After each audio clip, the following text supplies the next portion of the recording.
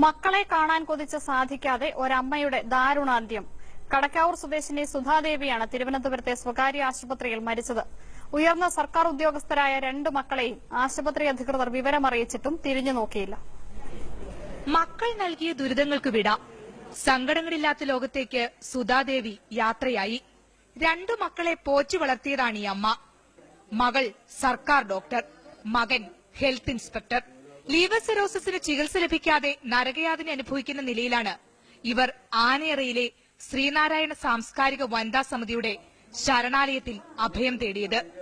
ആശുപത്രിയിൽ പ്രവേശിപ്പിച്ച് മക്കളെ വിവരമറിയിച്ചപ്പോൾ കിട്ടിയ മറുപടി ഇങ്ങനെ: അപ്പോഴും പറഞ്ഞ് ഞങ്ങളോട് ചോദിച്ചിട്ടല്ലല്ലോ അവര് പോയത്, അതുകൊണ്ട് ഞങ്ങൾക്കൊരു ഉത്തരവാദിത്വം ഇല്ല, നിങ്ങൾ എന്താന്ന് വെച്ചാൽ നിങ്ങൾ ചെയ്യുക, മകള് പറഞ്ഞു. അപ്പൊ ഇന്ന് രാവിലെയും ഇങ്ങനെ സീരിയസ് ആണ് എന്ന് പറഞ്ഞ ഉടനെ അതിന് ഞാൻ എന്ത് ചെയ്യണം, എനിക്കൊന്നും ചെയ്യാനില്ല. ഞങ്ങൾ പറഞ്ഞു വനിതാ കമ്മീഷനിൽ പറഞ്ഞ് ഞങ്ങൾ കേസ് കൊടുപ്പിക്കുമെന്ന് പറഞ്ഞു. അപ്പൊ വനിതാ കമ്മീഷൻ എന്തോ ചെയ്തോട്ടെ, എനിക്ക് പേടിയൊന്നുമില്ല, എന്നെ ഒന്നും ചെയ്യാനും പോണില്ല എന്നാണ് റിയാക്ഷൻ. മറ്റു വഴികളിൽ കൂടെ നമ്മൾ ട്രൈ ചെയ്ത് അവരെ മെസ്സേജ് പാസ് ചെയ്തിട്ടുണ്ട്.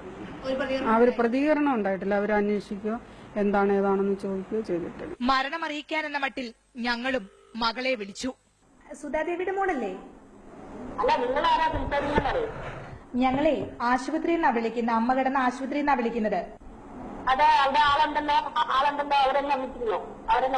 ഒരു മിനിറ്റ് ഒന്ന് കേൾക്കൂ.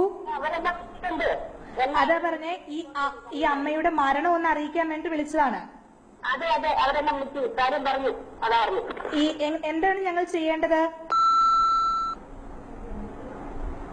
പിന്നെ നിരന്തരം ശ്രമിച്ചിട്ടും സന്ദേശം അയച്ചിട്ടും ഫോൺ എടുത്തതേയില്ല.